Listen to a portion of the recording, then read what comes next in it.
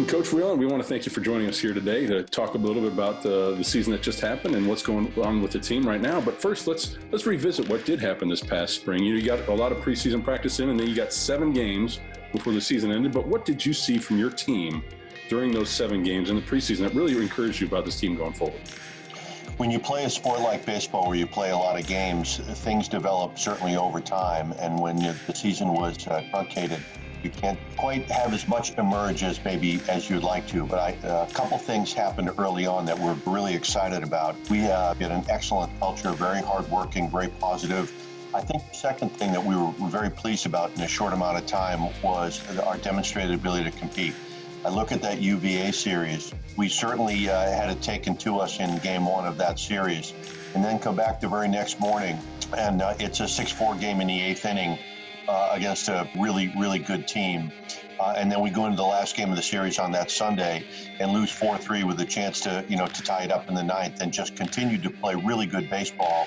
I think the last aspect to it was we had a core of some really good young players that had opportunities early and showed a lot of promise and potential, and so that was both exciting and encouraging. After the series at Virginia, you had time off for finals, and then you're ready for your spring break trip, and things start deteriorating at that point.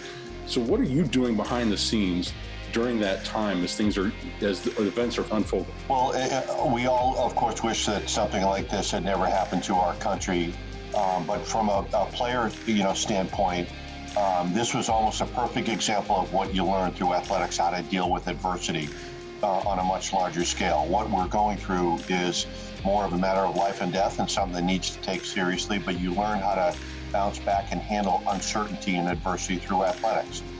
My job is always to, first and foremost, take care of my people and our assistant coaches and most importantly, the players. And that starts with communication. What we really tried to do is make sure that we communicate effectively with them, get them to understand that in the bigger picture, what we're going through is much more important than just playing games. So all of these things together, it was a challenge. We're about 6 weeks into the cancellation of the season. How are you staying engaged with them and keeping them motivated and mentally prepared for the next season and how they can handle honing their skills during this time?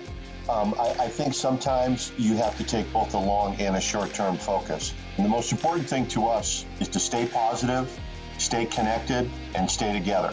And, we have to expect good things to happen, but by doing that, by making good decisions and do everything they can to keep themselves and their families safe and healthy, that's the most important thing. We drive that home all the time. We're really trying to focus on get them day to day to motivate themselves, to have a short-term focus, and just make sure that you're productive. Focus on your schoolwork and prioritize your time in that regard. And then athletically, that's not unimportant, but it's not more important than the other two things. The second part is routine. Routines give you confidence. They have to find a routine at home. So they may be taking class virtually at 6 or 7 in the morning because the class is being taught at maybe 9 or 10 here, and so they have to establish a routine that will allow them to be productive academically, so they stay motivated by having a routine that will allow them to maintain their conditioning and their baseball specific skills while trying to maximize their learning opportunities with their classes.